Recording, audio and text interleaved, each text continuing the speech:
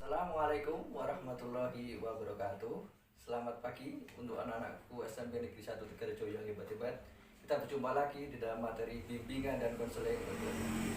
Oke, baiklah. Mungkin kita sudah 1 minggu sepekan kita tidak berjumpa karena kalian masih dalam mengerjakan penilaian akhir semester. Oke, tetapi diharapkan setelah dilakukan penilaian akhir semester kalian tetap memiliki semangat yang tinggi. Baiklah, untuk bimbingan hari ini saya akan menyampaikan materi tentang tekun belajar dan semangat belajar. Oke, baiklah. Nah, untuk hari ini saya ingin menceritakan dahulu kepada kalian ya tentang dongeng. Mungkin kalian pernah dengar ya dari ibu kalian atau dari saudara kalian. Ya, jadi cerita ini itu adalah tentang Yosaku yang beruntung ya. Yosaku itu adalah seorang pemuda yang miskin, tapi dia seorang petani, tinggal di sebuah desa. Karena dia miskin, itu tinggalnya dengan seorang majikannya. Dia tinggal di sebuah gudang yang penuh dengan jerami. Tapi walaupun begitu, Yosaku ini adalah orang yang rajin, orang yang tekun dan selalu rajin berdoa. Hanya pada suatu ketika, Yosaku itu sedang tidur. Dia bermimpi. Apa di dalam mimpinya? Yosaku itu bermimpi ketemu dengan seorang, bahwa kamu itu akan menjadi orang yang sukses ya, akan menjadi orang yang sukses. Tetapi ada pesan bahwa ketika kamu bangun tidur, rawatlah barang yang pertama kali kamu pegang. Ya, kira-kira ketika kalian bangun tidur, benda apa yang pertama kali kalian pegang? HP dan sebagainya ya. Ya, tapi berbeda dengan Yosaku yang tinggal di sebuah gudang. Ketika dia tidur, dia bangun. Terus bangun, dia jatuh. Karena jatuh, dia tidur di sebuah gudang. Dia itu memegang sebuah jerami ya, sebuah jerami.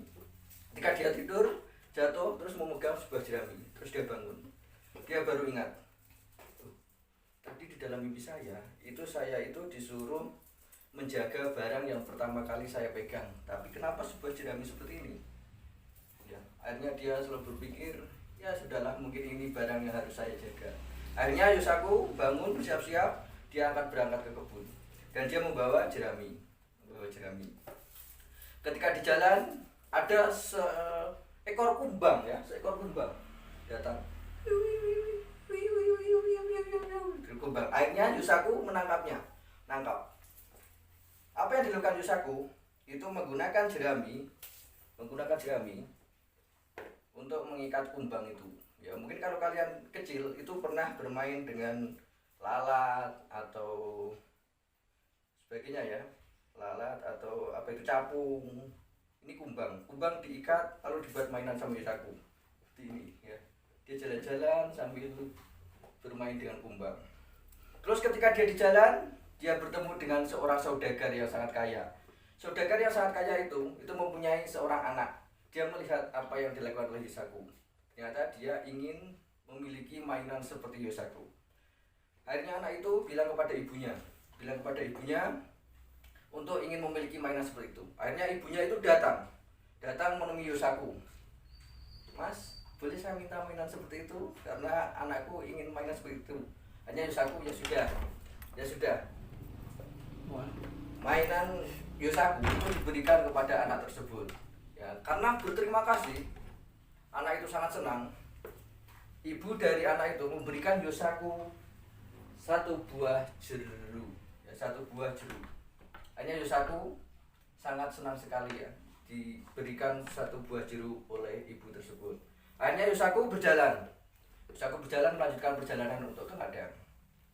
Setelah di jalan, apa yang ditemui oleh Yosaku? Yosaku bertemu dengan seorang nenek-nenek yang sangat kehausan. Ya, sangat kehausan. Tapi karena Yosaku itu orang yang sangat baik hati, dia itu memberikan jeruk itu kepada nenek. Hanya nenek itu merasa sangat bahagia sekali. Karena sangat bahagia, dia itu sudah bisa menghilangkan dahaga. Yosaku diberikan 3 buah kain oleh nenek tersebut. Kain itu sangat bagus. 3 buah kain sutra diberikan kepada Yosaku. Hanya sebuah jeruk, dia diberikan 3 buah kain sutra. Akhirnya Yosaku berjalan kembali. Di tengah perjalanan, apa yang ditemui oleh Yosaku? Yosaku bertemu dengan seorang yang sedang membawa kuda, tapi kudanya itu terlihat sakit dan lemah ya. Akhirnya dia bertemu dengan Yosaku dan berkata, Yusaku, apakah kamu itu mau membeli kuda saya karena saya itu sudah lelah untuk memelihara kuda ini? Apa yang kata Yusaku? Ya saya mau kalau memelihara kuda ini, tapi saya tidak punya uang. Akhirnya orang yang pemilik kuda itu mengatakan pada Yusaku, baiklah, karena saya lihat kamu memegang 3 buah helai kain sutra yang sangat bagus, sedangkan istriku itu menyukai kain yang terbuat dari sutra. Baiklah, karena seperti itu akhirnya Yusaku menukarkan kuda itu dengan 1 buah sutra. Ya, akhirnya Yusaku diberikan kuda. Kuda itu terlihat sangat kurus dan sakit.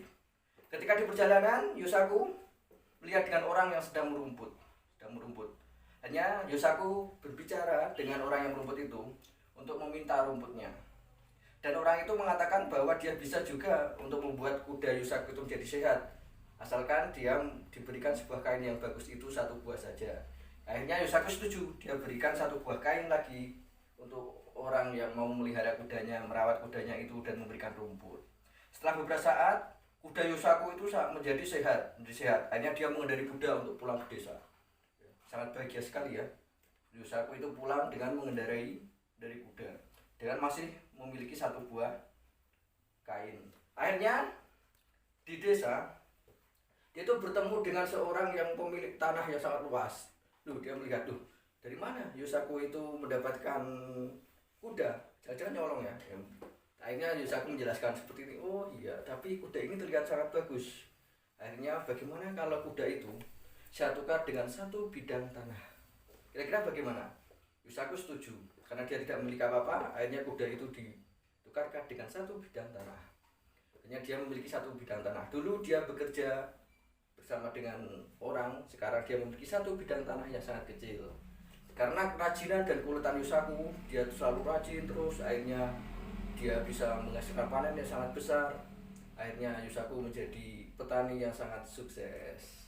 Itulah cerita Yusaku yang beruntung. Ya, kira-kira kenapa kok keberuntungan itu bisa didapatkan oleh Yusaku? Karena Yusaku itu adalah orang yang rajin berdoa dan pantang menyerah, berbaik hati. Itu ya cerita tentang Yusaku. Tadi sudah saya ceritakan kepada kalian tentang cerita Yusaku yang sangat beruntung ya. Yusaku yang tadinya orang yang miskin dan sebagainya, tapi dia tekun dan rajin berdoa, akhirnya dia sukses. Begitu juga dengan kalian ya.